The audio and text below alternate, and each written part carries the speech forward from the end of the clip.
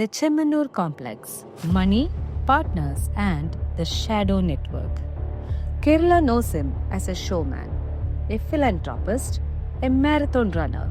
But behind the glitz, behind the viral videos and celebrity appearances, there exists something else. A vast financial network built on LLPs, partner capital, advanced goal schemes, and a history of regulatory suspicion. Today, we investigate that network. We look at the filings, we look at the losers, we look at the regulators, and we look at the patterns. This is not a verdict. This is a map of what publicly available documents, filings, and investigations reveal. Let's see about the LLP empire. The 8 LLPs and their design. Across 8 limited liability partnerships, a staggering of 11,879 partners appear. Not employers, not shareholders. Partners, a legal category which allows entities to collect partner contributions, pay up to 12% interest on that capital, and function outside the traditional deposit-taking regulations that govern NBFCs and banks. The numbers on paper. According to filings summarized in independent investigative reporting, total partner contribution across the LLP network is 764 crore INR. Total combined reserve and surplus for the financial year 2024 is 422.5 crore. A negative reserve of this scale means one thing: these LLPs are losing money year after year, yet continue to accept partner capital and continue to make payouts. 1.3 key LLPs and their documented status follows. Chemmanur International Jewelers LLP, registered on 2011, loss-making negative reserves, part of the 764 crore partner capital pool. Next, Tiruvadira Gold Palace LLP, 2,929 approximate partners, 136 INR crore partner capital. Financial year 24, losses just 16 crore documented. Reserve and surplus is approximately 78.51 INR crore. Aurelia Jewelers LLP, Mardagam Gold and Diamonds LLP, Caroline Jewelers LLP, Vishakam Jewelers, Anna Boby Jewelers, ILM Jewelers, all are LLPs, all recorded losses, minimal or zero revenue, but high administrative expenses.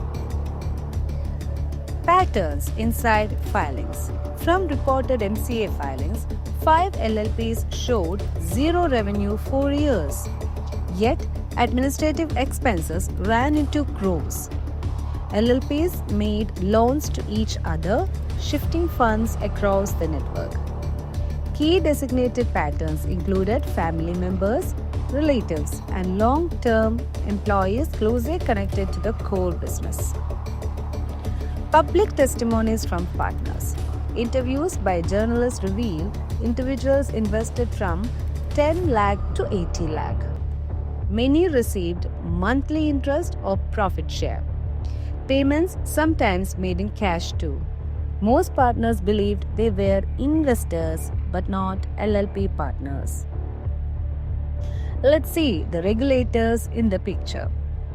First was the SEBI flag, 2012 to 15. The most significant regulatory shadow came when SEBI examined the group's gold advance purchase scheme. SEBI found between 2012 to 2015, the business collected is approximately equal to 998.4 crore as advance for gold purchases alone. Actual gold sales in the same period is just 66.3 crore. Just see the difference. Depositors received certificates resembling deposit receipts, not purchase agreements. Many payouts were made as profit share, often in cash. Money flowed into sister companies like Chemmanur Credits and Investments Limited. SEBI concluded that the operation resembled unregulated deposit taking, which falls under Section 45S of the RBI Act. Now, the SLCZ meeting, which was on 2017. The findings were presented at a state-level coordination committee meeting chaired by the Kerala Chief Secretary. The then ADGP of Crimes recommended forwarding this case to RBI and initiating police action if required. Let's see the political reaction on this. A major political figure, Sir V.S. Achuthanandan, publicly demanded action, calling the scheme very suspicious. But do you want to see what the company response was? The company released a statement arguing gold advance booking is protected under the Sales of Goods Act. They were not collecting deposits but advances. This is where the income tax scrutiny came in. Various reports through 2015 to 2016 show Income Tax Department conducted searches on offices connected to the group. Allegations from these reports included deposit-type funds collected without proper licensing, identification of 3,000 plus depositors, individual investment ranging from 10 lakh to 3 crore. Total deposit examined by the department as per the sources was 454 crore INR. This scrutiny adds another layer of financial opacity.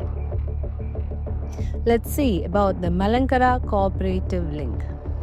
Another investigative thread leads to Malankara Multi-State Cooperative Society. Key allegations documented both society allegedly collected deposits via Chemmanur networks. Promised returns reportedly touched 11%, far above typical cooperative rate norms. Kerala's law department reportedly stated that this structure may have violated the BUDS Act. The Home Department of Kerala reportedly referred the matter to the Central Registrar of Cooperative Societies for deeper investigation. But do you know how this matters? If both the LLP network and the cooperative network are raising money from the public, the ecosystem begins to resemble a parallel financial architecture operating outside standard banking norms. This is why this was crucial. The complete timeline. 2012 to 2015, SEBI finds the group collected 998.4 crore as gold advances, while the actual gold sales were only 66.3 crore. 2015, the IT department sources estimate 454 crore in deposit type collections. Then, on 2016, Income Tax Department begins scanning group activities over unlicensed deposit collection. And on 2017, SEBI findings are presented at SLCC's. AGDP recommends RBI or police follow-up. Then again on September itself, 2017, SEBI probe becomes public through media reports. And 2017, Achuthanandan comes into picture. And the same year, September, the company states gold booking is legal. And 2022, complaint to RBI that Malankara Society was collecting deposits via Chemmanur channel links. And 23 to 25, News Laundry or TNM investigation reveals 8 LLPs, 11,879 partners, 764 crore partner capital, 422.5 crore in cumulative negative reserves. Multiple LLPs with zero revenue yet massive expenses. What the pattern shows without accusing, just mapping is all about the scale. Thousands of partners, hundreds of crores accepted, multiple entities and negative reserves across the network. The method is just simple. LLPs enable raising money legally by calling the investor a partner. And the returns, even without profit. LLP law allows payout of up to 20% interest, framing it as interest on capital. The regulatory concern is the next side. SEBI, IT, and state law department findings all circle around the same keywords, which is advanced payments, deposit-like behavior, high partner numbers, cash payouts, fund flow between sister concerns, and negative reserves. But let's check where is the exact risk for the public.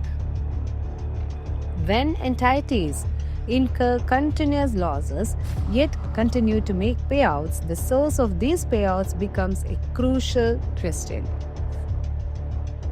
The unanswered question: is the structure sustainable?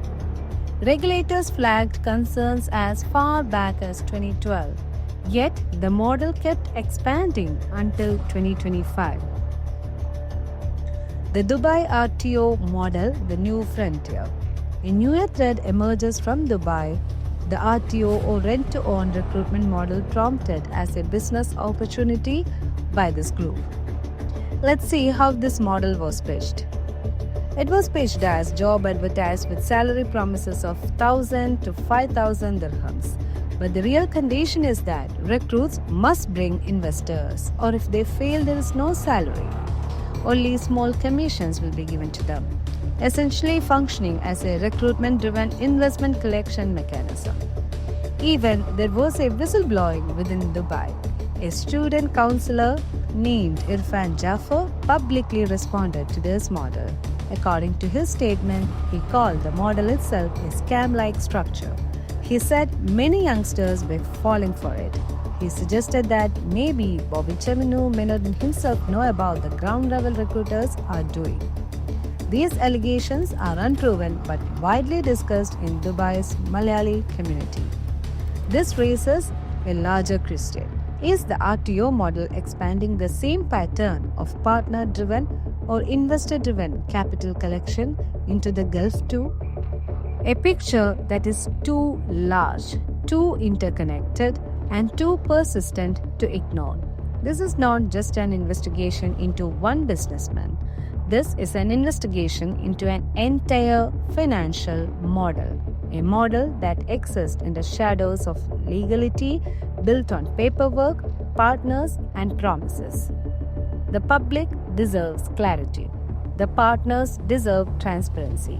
And the regulators offer or after more than a decade owe a definitive conclusion. Until then, the questions remain open and the spotlight stays on. Stay tuned.